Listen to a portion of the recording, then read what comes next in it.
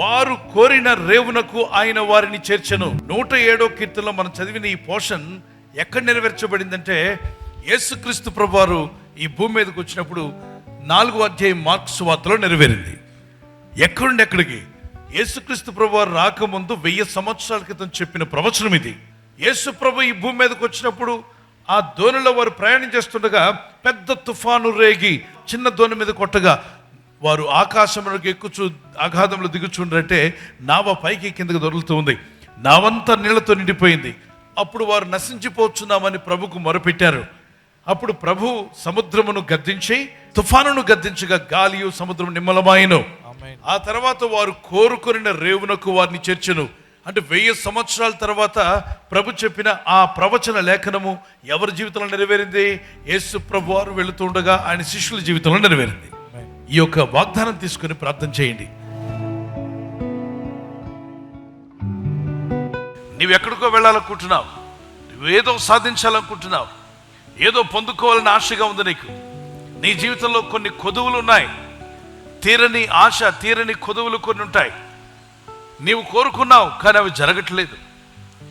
ఇక్కడ భక్తులు వీళ్ళు ప్రార్థన చేసిన తర్వాత, ప్రభువుని వేడుకున్న తర్వాత, దేవుణ్ణి అప్రోచ్ అయిన తర్వాతనే వారికి ఒక అద్భుతమైన విషయాన్ని దేవుడు బయలుపరిచాడు. ఏమనంటే, వారు కోరుకున్న రేవునకు వారిని దేవుడు చేర్చాడంట.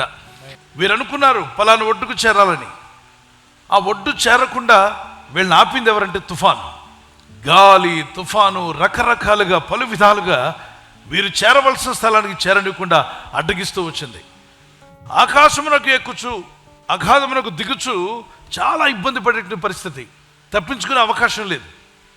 దిగి వెళ్ళిపోదామంటే అదంత నీరు, సముద్రం, దిగిపోవడానికి లేదు, అందులోనే ఉండాలి. ఉందామంటే అది ఉండనివ్వట్లేదు. కుదుపులు వెనక్కి ముందుకి. వాళ్ళు మత్తు తాగిన వారి వల్లే తూలిపోతున్నారట. నిజానికి మత్తు తాగారా? లేదు, తాగలేదు. కానీ పరిస్థితి వారిని ఏం చేస్తుంది? తూగిపోతుంది. వారు ఇరుకున పడి ఉన్నారు. శ్రమ చేత వారి హృదయాలు కరిగిపోయాయంట. కొన్ని మార్లు జీవితంలో కరిగిపోయే పరిస్థితులు ఏర్పడతాయి. రోగాలు మనల్ని అటు ఇటు కదుపుతూ ఉంటాయి. పరిస్థితులు కూడా అటు ఇటు కుదిపేస్తూ ఉంటాయి. నీకున్న ఉద్యోగం కూడా, ప్రమోషన్ వస్తే ఒకలాగా ఉంటారు మీరు. ప్రమోషన్ వచ్చేది రాకుండా పోతే తోటకూరలాగా మొహం అంతా వాడిపోయి, ఏం బ్రదర్ ఎలా ఉన్నారంటే, నాకంటే వెనక వచ్చినట్టుకు వచ్చింది ప్రమోషన్, నాకు ఏం కంగారు పడద్దు. నీకు రావాల్సిన టైంలో కాదు, వచ్చునుగాక. ప్రార్థించు, ధైర్యంగా ఉండు. ప్రమోషన్ వచ్చినాడు ఎంత హ్యాపీగా ఉన్నాడో అంతకంటే మీరు హ్యాపీ ఉండాలి. అప్పుడు మీ పక్కన ఉన్న వాళ్ళంతా చూసి, ఏమిటండి ఇతను ఎప్పుడు హ్యాపీగా ఉంటాడు, ఆ విషయం అధికారులకు తెలుస్తుంది. పనిలో చాలా హ్యాపీగా ఉన్న వాళ్ళు ఎవరయ్యా అంటాడు. మన ఉద్యోగంలో, మన ఆఫీసులో హ్యాపీగా చేస్తున్న వాళ్ళు ఎవరంటే, పలానా బ్రదర్ అండి, ఆయనకి ప్రమోషన్ రాకపోయినా హ్యాపీగా ఉన్నాడండి. అప్పుడు ఆ ఆఫీసర్ అనుకుంటాడు, తప్పనిసరిగా వీనికి ఏమి ఇవ్వాలి? ప్రమోషన్ ఇవ్వాలి.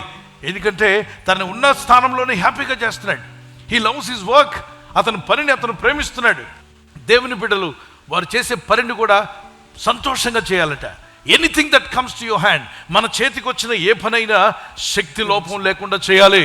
నమ్ముచున్నాను దేవా, ఈ వాగ్దానం నా పట్ల నెరవేరుస్తామని నేను నమ్ముచున్నాను. ఈసయ్యా, నేను కోరిన రేవు నాకు నా దేవుడు తీసుకుని వెళ్ళగలడని నేను నమ్ముచున్నాను అని వారి చేతిని పైకెత్తగల. అది కుటుంబం అయినా, అది వివాహమైనా, అది ఉద్యోగమైనా, అది ఆత్మీయ స్థితి అయినా, భక్తులైనా. Let's all pray. ఫాదర్, వారు మొరపెట్టగా వారిని దీవించావు, వారి శ్రమలో ఉండి వారిని విడిపించాయి. మేము కోరిన రేవునకు మేము చేరుకున్నట్టుకు సహాయం దయచేయి.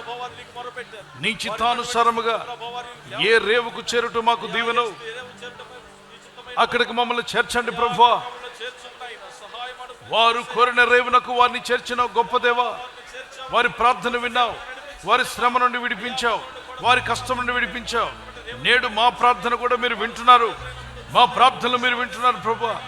నీ బిడ్డలు ప్రార్థిస్తుండగా, నీ కుమార్తెలు కుమారులు ప్రార్థిస్తుండగా, తమ్ముళ్ళు చెల్లెళ్ళు ప్రార్థిస్తుండగా, తండ్రి వీరి జీవితాల్లో ఏ విషయంలో కృంగిపోయినా లేవనెత్తము నాయనా. కృంగిపోయిన వారిని లేవనెత్తండి. ఈ రాత్రి నెమ్మదితో పండుకొని సురక్షితంగా కాపాడబడినట్లుగా నీ అగ్ని కంచి వేసి మమ్మల్ని కాపాడండి. మీ చిత్తములో కొనసాగే కృప అందరికీ దయచేయమని యేసుక్రీస్తు ప్రశస్త నామములో వీరందరికీ చక్కని నిద్ర దయచేసి తెల్లవారు లేచి కృపను మాకిమ్మని క్రీస్తు నామములో అడిగి వేడుకుంటున్నామా పరలోక తండ్రి. ఆమేన్, ఆమేన్. ఈ వాగ్దానాన్ని మీతోనే ఉంచుకోకుండా లైక్ చేయండి, షేర్ చేయండి. అనేకులు ఈ యొక్క ఛానల్ సబ్స్క్రైబ్ చేసుకోమని తెలియపరచండి. సబ్స్క్రైబ్ చేయని వారు కూడా సబ్స్క్రైబ్ చేయండి. Good night. God bless you.